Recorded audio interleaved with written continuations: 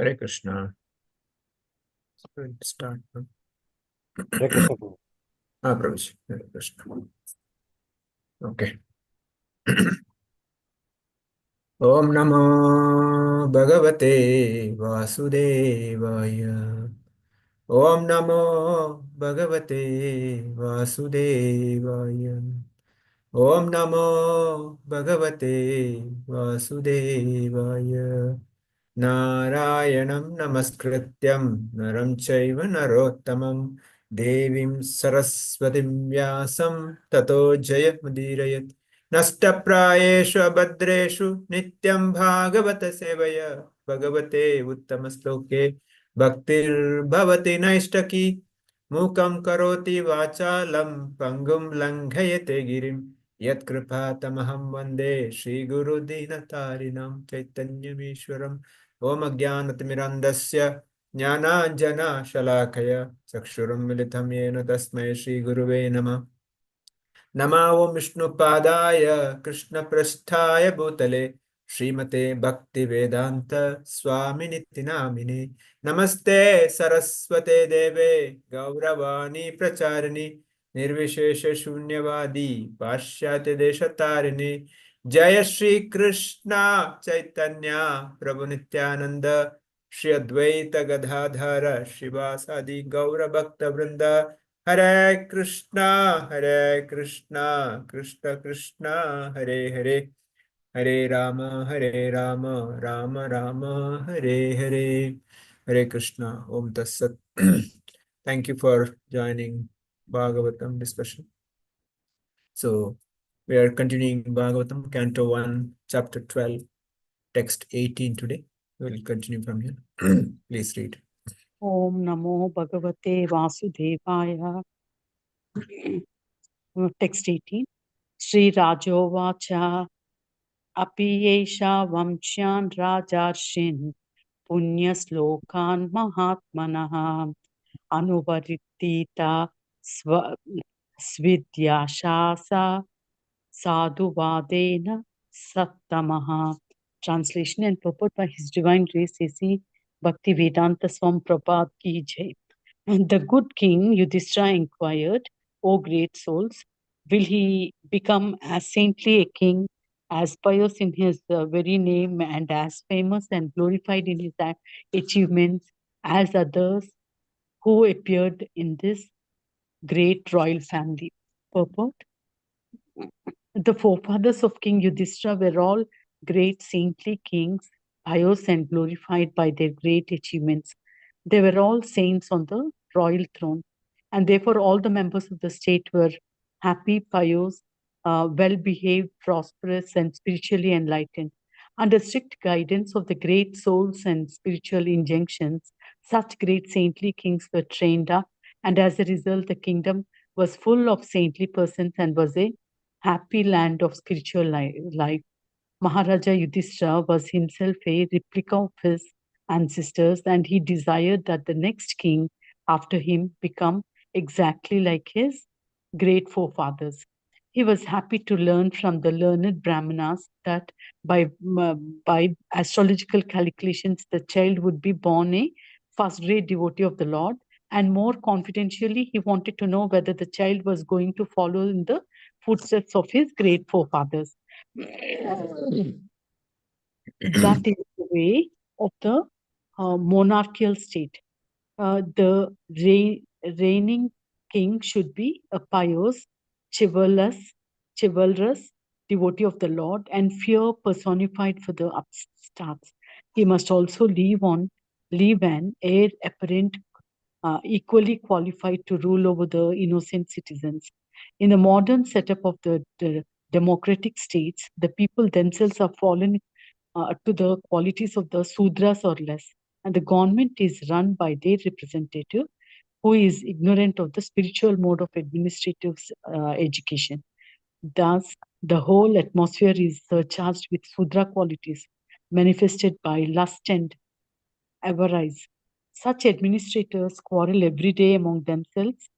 The cabinet of ministers changes often due to party and group selfishness. Everyone wants to exploit the state resources till he dies. No one retires from political life unless forced to do so. How can such low-grade men do good to the people? The result is corruption, intrigue, and hypocrisy.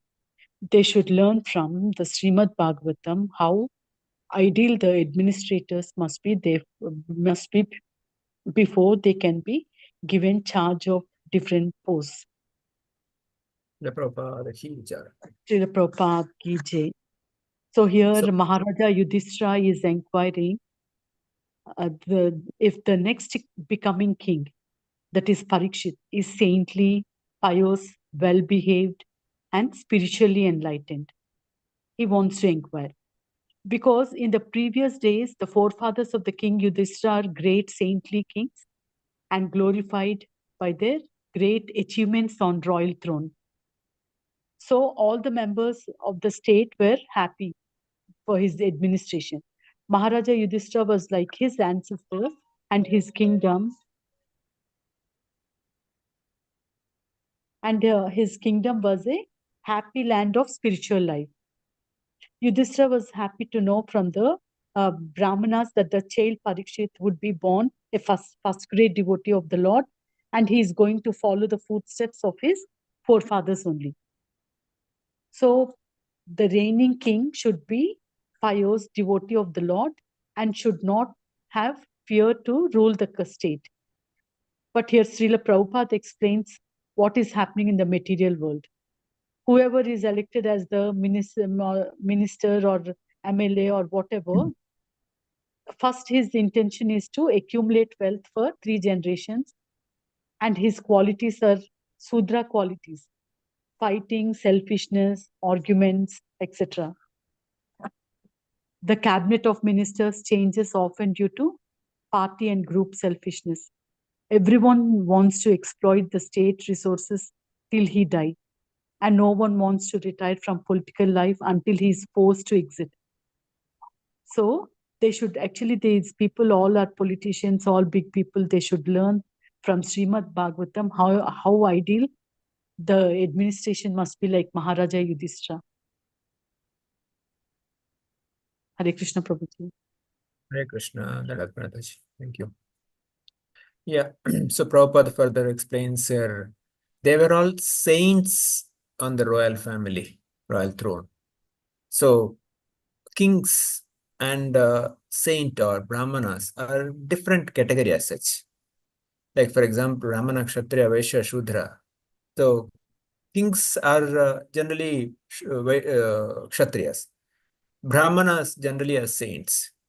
But they are called royal saints or Raja Rishis.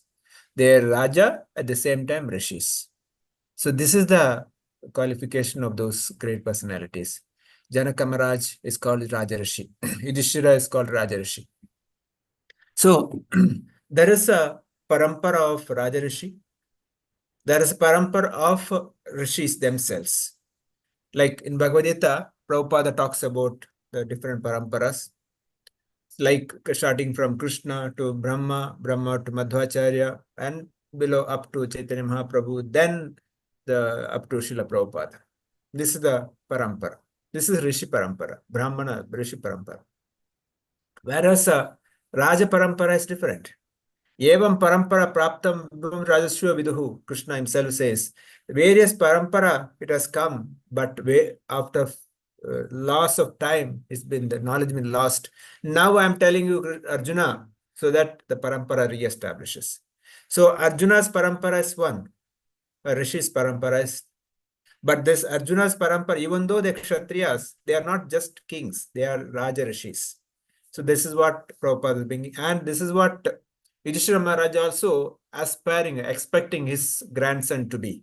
Of course, later we know how King Parishit Maharaj ruled the country.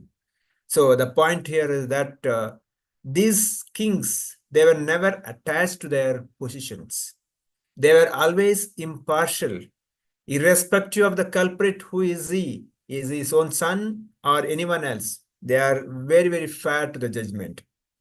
They treat every citizen as their own children. That is the quality of those kings. And in the battlefield, they were the first one to go in front and die.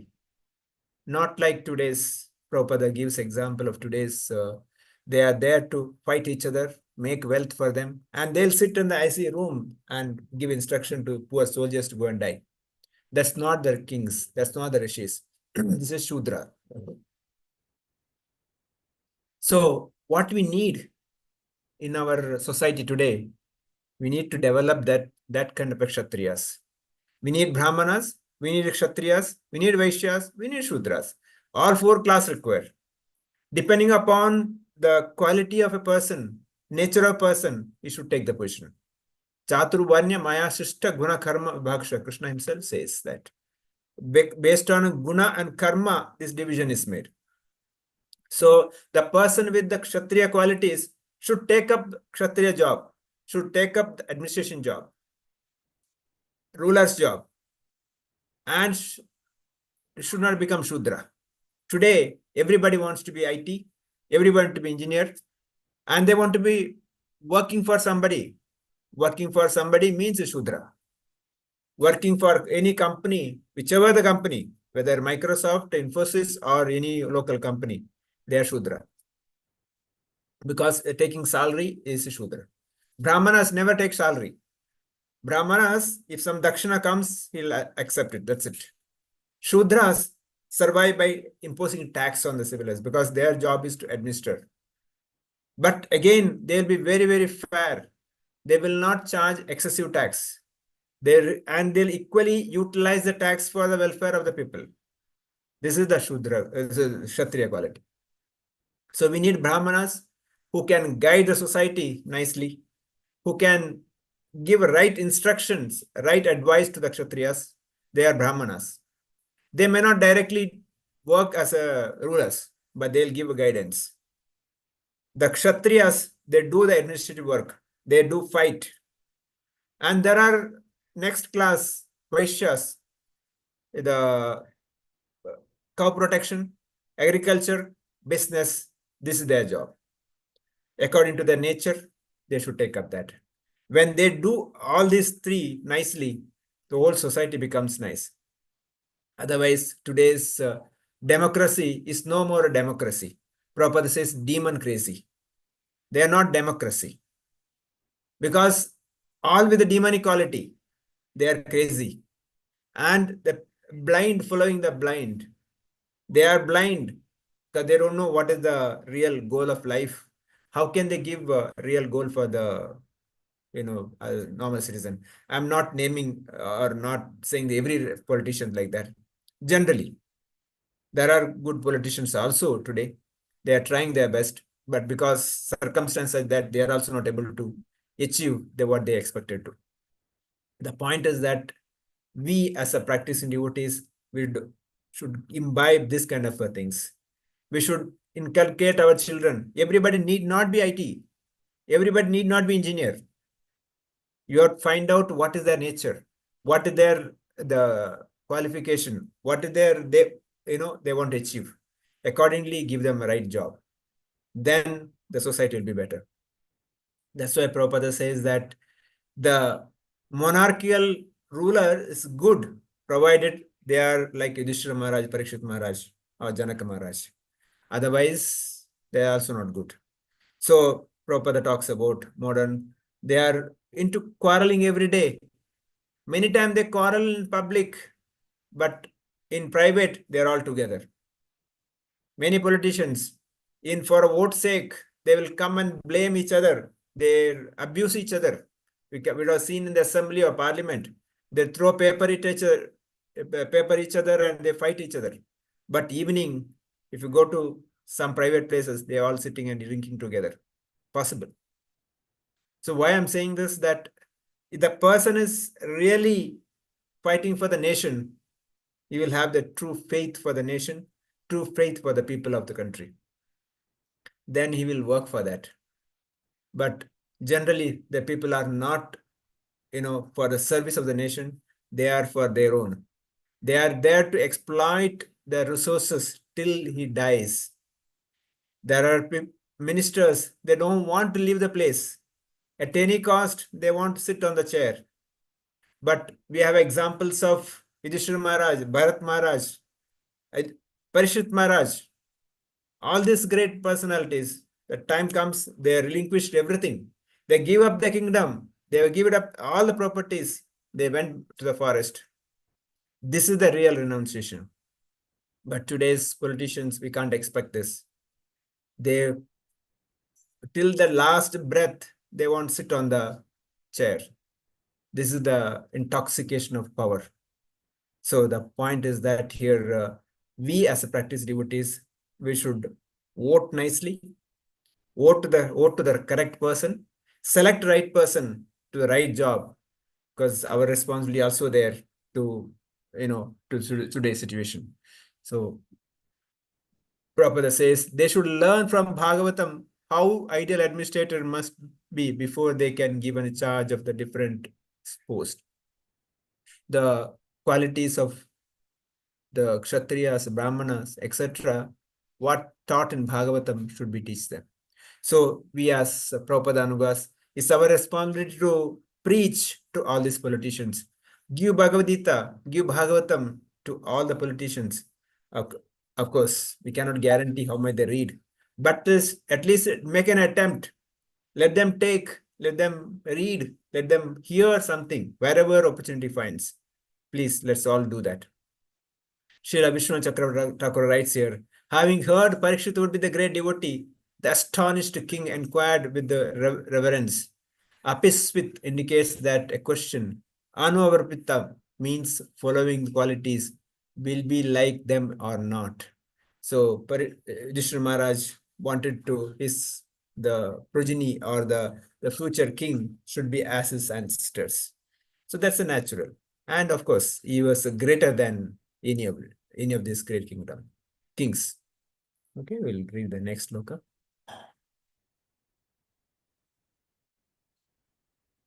Who is going to read? Hare Krishna.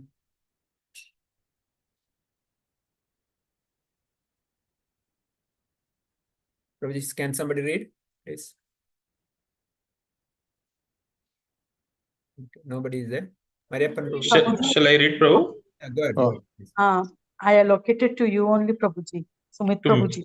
Okay, I didn't read the actually WhatsApp only. Okay, I have it.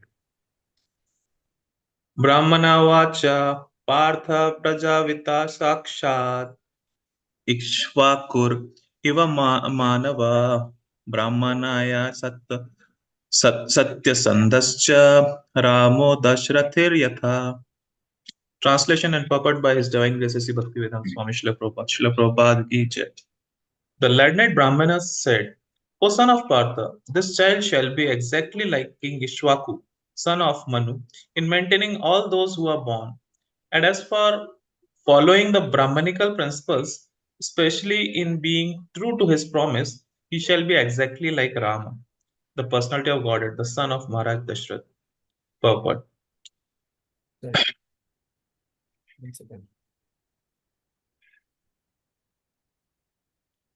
Praja means the living beings who are taking his birth in the material world. Actually, the living beings has no birth and no death. But because of his separation from the service of the Lord and due to his desire to lord it over material nature, he is offered a suitable body to satisfy his material desires. In doing so, he becomes conditioned by the law of material nature. And the material body is changed in terms of his own work. The living entity thus transmigrate from one body to another in 84 lakh species of life. But due to his being the part and parcel of the Lord, he not only is maintained with all necessities of life by the Lord, but also is protected by the Lord and his representatives, the saintly kings. These saintly kings give protection to all the prajas or living beings to live and to fulfill their terms of imprisonment. Maharaj Parikshit was actually an ideal saintly king because while touring his kingdom, he happened to see that a poor cow was about to be killed by the personified Kali, whom he at once took to task as a murderer. This means that even the animals were given protection by the saintly administrators, not from any sentimental point of view, but because those who have taken birth in the material world have the right to live. All the saintly kings, beginning from the king of the sun globe down to the king of earth, are so inclined by the influence of the Vedic literature. The Vedic literature are taught in higher planets also, as there is reference in the Bhagavad Gita about the teachings to the sun god Vivaswan by the Lord. And such lessons are transferred by disciplic succession as it was done by the sun god to his son Manu and from Manu to Maharaj Ishwaku. There are 14 Manus in one day of Brahma, and the Manu referred to herein is the seventh Manu, who is one of the Prajapatis, those who create progeny. And he is the son of the sun god. He is known as Vavasvat Manu. He has 10 sons, and Maharaj Ishwaku is one of them. Maharaj Ishwaku has also learned Bhakti Yoga as taught in, in the Bhagavad Gita from his father, Manu, who got it from his father, the sun god. Later on, the teachings of the Bhagavad Gita came down by disciplic succession from Maharaj Ishwaku, but in course of time the chain was broken by unscrupulous persons, and therefore it again had to be taught to Arjuna on the battlefield of Kurukshetra. So all the Vedic literatures are current from the very beginning of creation of the material world, and thus the Vedic literature are known as Apaurusha, not made by men. The Vedic knowledge was spoken by Lord and first heard by Brahma, the first created living being within the universe. Maharaj Ishwaku, one of the sons of Vaishvatsa Manu, he had 100 sons. He prohibited meat eating. His son Shashada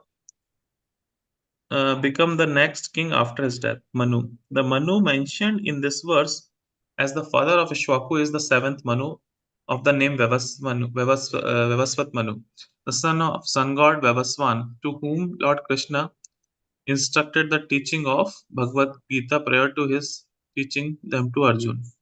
Mankind is the descendant of Manu.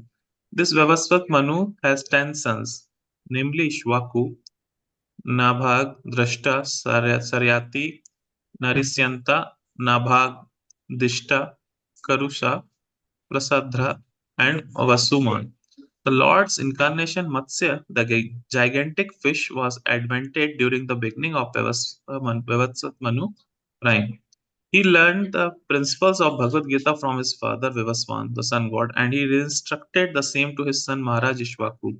In the beginning of the Treta Yuga, the sun god instructed devotional service to Manu, and Manu in his turn instructed it to Ishwaku for the welfare of the whole human society. Lord Ram, the Supreme Personality of Godhead, incarnated himself as Sri Ram, accepting the sonhood of his pure devotee Maharaj Dasharatha, the king of Ayodhya. Lord Ram descended along with his plenary portions, and all of them appeared as his younger brothers. In the month of Chaitra, on the ninth day of the growing moon in the Treta Yuga, the Lord appeared as usual to establish the principles of religion and to annihilate the disturbing elements. When he was just a young boy, he helped the great sage Vishwamitra by killing Subahu and striking Marich, the she demon who was disturbing the sage in their duties, daily discharge of duties. The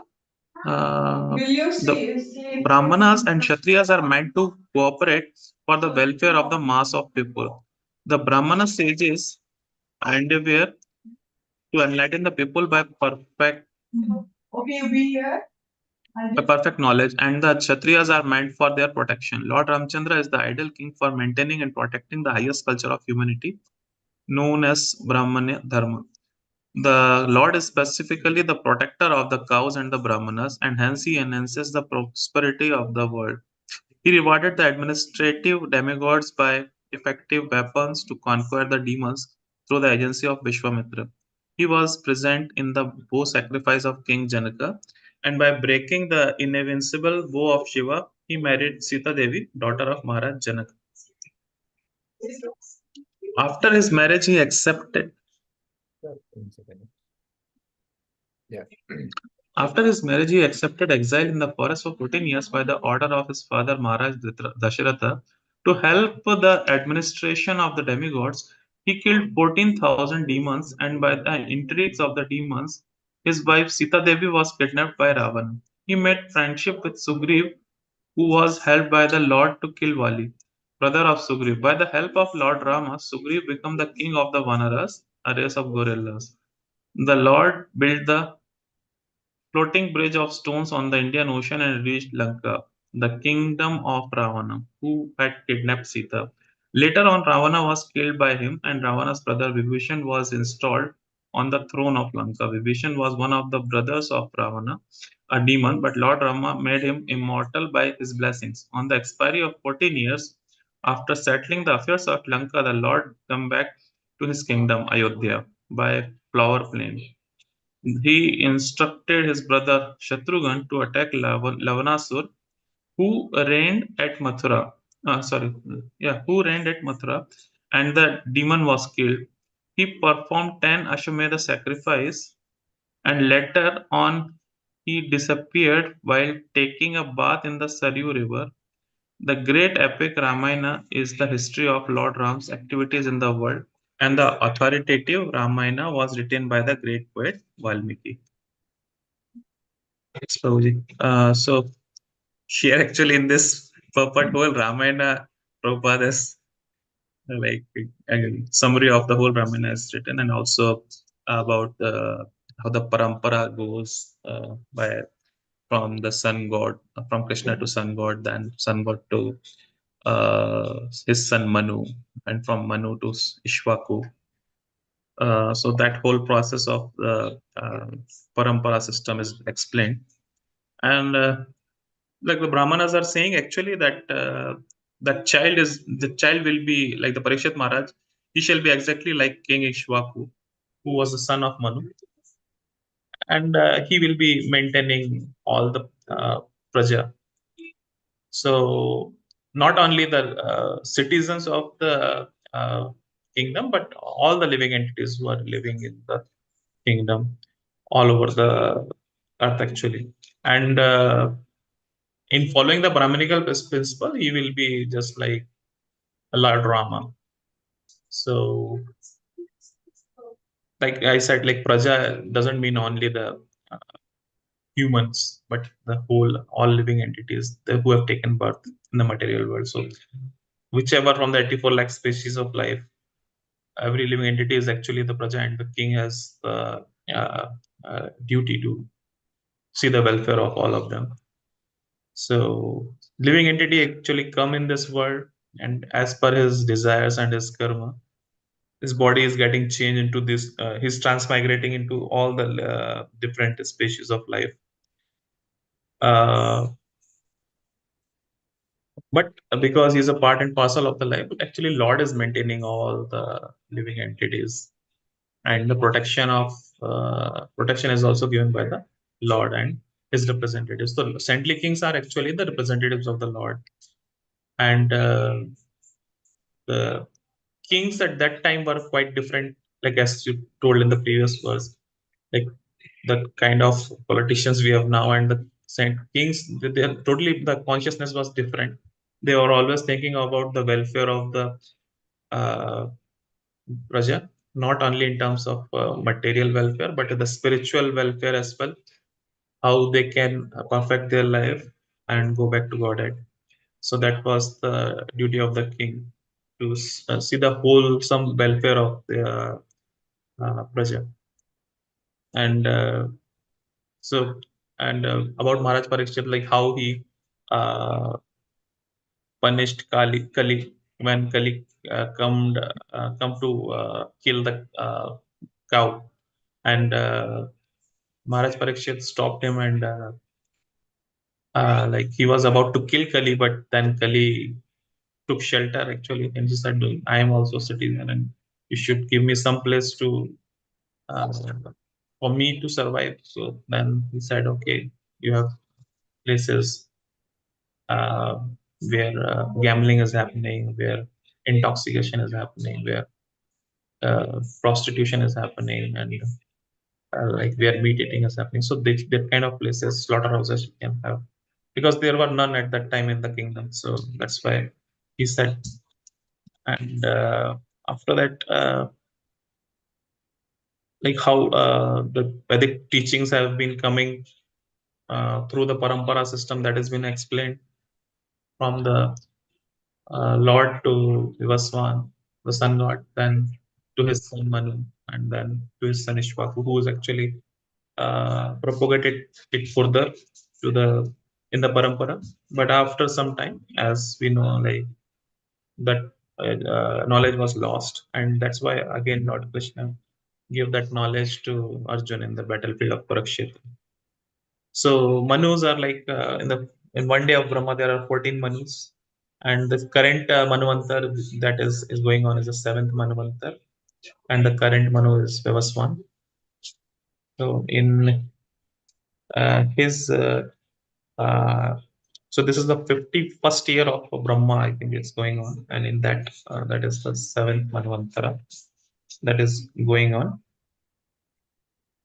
and then the explanation, like some details about Ishvaku Maharaj and Manu and Lord Rama is given. So Ishvaku Maharaj Ishvaku was the son of Vivats Manu, and he had 100 sons. So he prohibited meat eating, and then his son Shashata became the next king after his death. And then about Vivasvat Manu, it is given that it is the seventh Manu, and he is the son of sun god, and he got the teachings from his father, who was actually instructed by his by Lord Krishna in the teachings of Bhagavad Gita. And then Vivasa Manu has 10 sons, uh, and Lord Avatar of Matsya Avatar happened during this time, and at the beginning of Vivasa Manu. So that whole pastime happened in the current Manavanta. Okay, then after that, the whole Ramayana summary is given about the Lord. Yeah, Prabhu, that's it. Yeah, thank you, Prabhu. 2 points. Like you said, Kali was asking, where can I stay? The 4 places. Actually, further Kali says that, Kali tells to King Parishit, don't fool me. I know in your kingdom, none of these things can happen. Yeah. There is no meat eating, no intoxication, no the illicit sex, no gambling. Tell me, where do I stay? Then King Parshit says, wherever excess Gold, gold, gold. excess wealth is there, that's the place you can go stay. Yeah. Of course, the point is that as a practice devotees also, we should not get into excessively hoarding wealth. So, and the point Prabhupada makes here is that these saintly kings give protection to every praja, as rightly said, and Prabhupada specifically talks about cow protection here, how the cow should be protected. And also the first point Prabhupada says that because the living beings have no birth and death, but because their separation from the service of the Lord, their desire to lord it over, they become a separate. Otherwise, the jiva has no birth and death. But because my nature is to lord it over the material nature, I start enjoying it. I take repeated birth, like 84 lakh species, I keep going up and down. So again, as a practice devotees, our aspiration that this human life should be the last. No more life at all. Forget human. No more life at all. Go back home, back to Godhead. That should be the goal of life. That should be our aim. Then, all the practice what we're doing will be, kind of successful. Otherwise, even if you miss one, you may have to come back again. And I don't know what kind of a situation will be that when I come back again. So that's why I should be very, very careful. And also Prabhupada makes a point that Brahmana Kshatriyas are meant to cooperate for the welfare of the mass of the people. Again, the cooperation between today we see how the one class is fighting against, even for a small post, panchayat post. Oh, he is from this caste, he is from Brahmana caste, he is from this caste. That's how this happens. But the whole cooperation is missing. That's why Prabhupada is saying that cooperation, of course, again, as a practicing devotees, how we cooperate each other, how we, all devotees, cooperate within ISKCON to propagate the Krishna consciousness. That is the most important. Prabhupada says that if at all anybody can create a problem for ISKCON, is ISKCON devotees only inside us. So we should be very careful, cooperate each other, support each other. As a family, we all go together. We all go back home, back to Godhead together. That should be our mood. With that, I'll stop here. The devotees can share their comments, thoughts, questions, if any. Please go ahead. Who want to start? Asha Mataji, you want to start?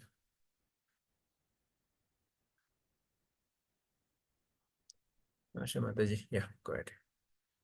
Hare Krishna Prabhuji, just I'll tell my takeaway that I should aspire that this life, that is the human life, should be my last, and my aim should be to go back to Godhead. Thank you, Mataji. Archana Mataji, anything? No. Mariappan Prabhu. Hare Krishna Prabhuji. As far as these two slokas are highlighting glories of Yudhishthira King, Prabhuji. Yudhishthira King, how he ruled and how citizens were given complete protection, and a model kingdom was functioning, and every citizen was given equal importance, and there was no partiality among the citizens.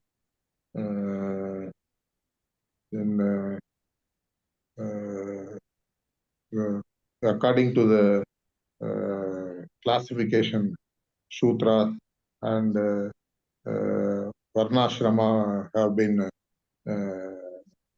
beautifully maintained, and that they enabled a very amicable social life, and the present political system, how much contaminated, I can understand comparing to the past. And Bhagavatam guides ideal ruling and administration. Wherever possible, we must, as a practicing devotee, I must try to enlighten the present politicians of the necessity of recovering back the original practices of the kings in the past. And Parampara system is highlighted. I must read that text and try to understand in a better way. And saintly kings are representatives of Lord. Duty of the king was to ensure the citizens' spiritual life and safeguard their reaching of liberation. Kali stays in, I understand, Kali stays in excessive wealth.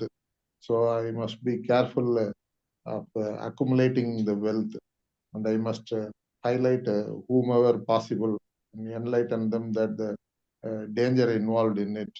And as such, no birth and no death for living entities, but because of my desire to enjoy and separation from the Lord, I am thrown in this jail of this material world. So I have realized this much, Prabhuji. Hare Krishna. Thank you, Prabhu. Shridevi Mataji. Anything missing point? Hare Krishna Prabhuji. So Parikshit Maharaj, so Yudhishthira Maharaj is inquiring whether the next generation Parikshit, the child is the same, he has the same qualities, like saintly qualities, well behaved, and he represents the forefathers and all. He acquires he follows the footsteps of forefathers and all, so that his administration will be smooth and all. He's inquiring. According to the Brahmanas, they say that he has very good qualities. He is a saintly person. He has all good qualities. Previously, actually, the Yudhishthira Maharaj's time, the forefathers are very saintly, very well behaved, very spiritual. They're all very spiritually enlightened and all. So that qualities Yudhishthira Maharaj has, and because he is very good administrative, good, he has very good qualities. He is Lord kept him as the ruler of the kingdom.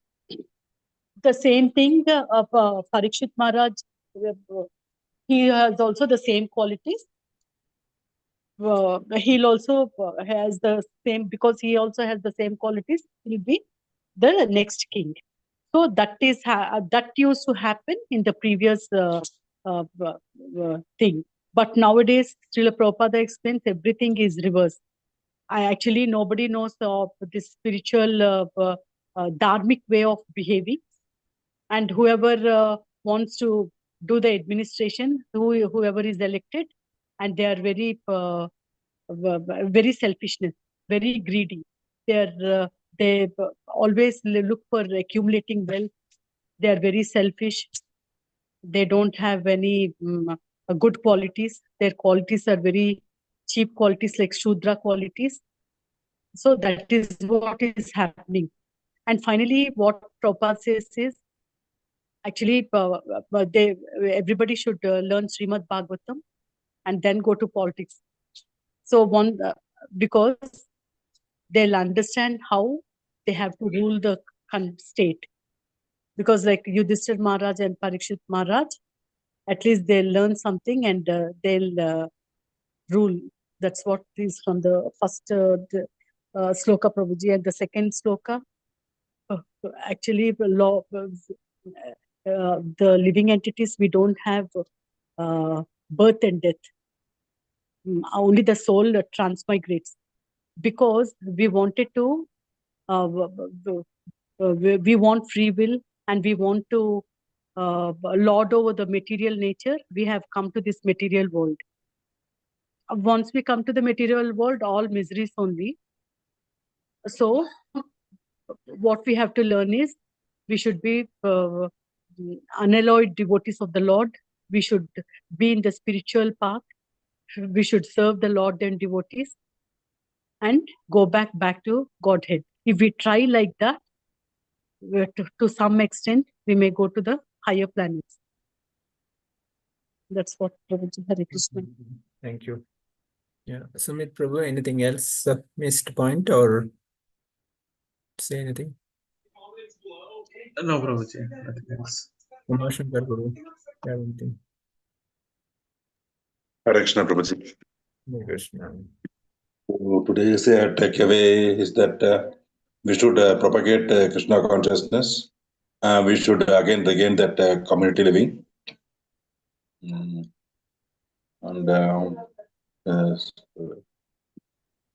that's it. I can take it, Prabhuji. Thank you, Prabhu. Thank you. So thank you all for joining. So we'll stop here. Tomorrow we'll continue from there. Please request others also join. Possible, send a message in all the groups. So let's see you tomorrow. Vancha kalpatarubhyasya kripa sindhubhyo cha patitana pavanebhyo vaishnavebhyo namo namo. Anta koti vaishnav vrinda ki jai. Srila Prabhupada ki jai. Grantara Srimad Bhagavatam ki jai. Samaveta Bhakta vrinda ki jai. I'll stop here. Hare Thank you Krishna. so much, Alok Naam. Prabhuji. Hare Krishna.